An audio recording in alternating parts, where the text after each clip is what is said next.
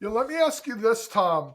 If you could give one piece of advice to any early stage leader, what would that advice be, do you think? Yeah, I would say it's a sort of a fork in the road kind of answer.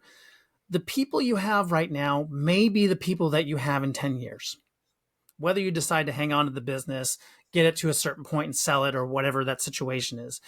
The 5 or 10 people you have today, they may be getting you to where you need to be at the next goal mark, but they may not necessarily be that long-term fit for that people leadership role. Maybe they're really good on one aspect of your business, maybe the creative element, but that communication piece, they can handle 1 or 2 people. But when you have a department of 10 or multiple departments coming at you, when you've gotten to 50 or 100 people, that's a whole different world. Recognize that up front.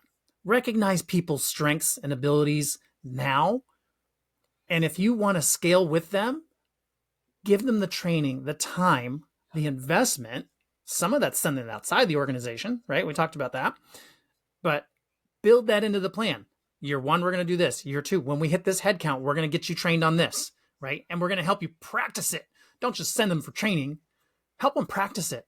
Give them role-playing partners, mentors inside the organization, from your personal network, from professional associations. Who has the skills that can teach them? Yeah, they might be competitors, or they might be somebody that might try to steal that person.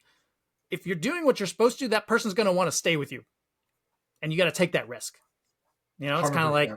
you've got 3 of a kind in a poker hand where, at the point where the flop is laid down, you see it, stay in that hand, regardless of how everyone else is betting, because you want to see what the next card's going to look like. You may not stay all the way through, but, it's one of those things that plan for that.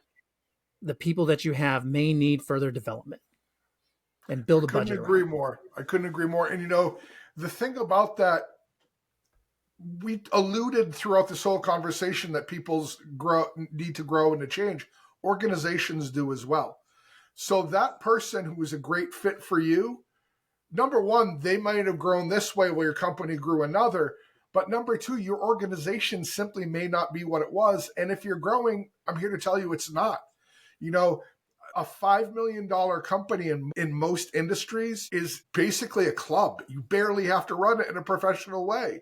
A $20 million company needs real and significant reporting systems and structures in order to be able to operate. Those are 2 wildly different entities. And a $50 million company needs heads of departments and executive leadership and professional management.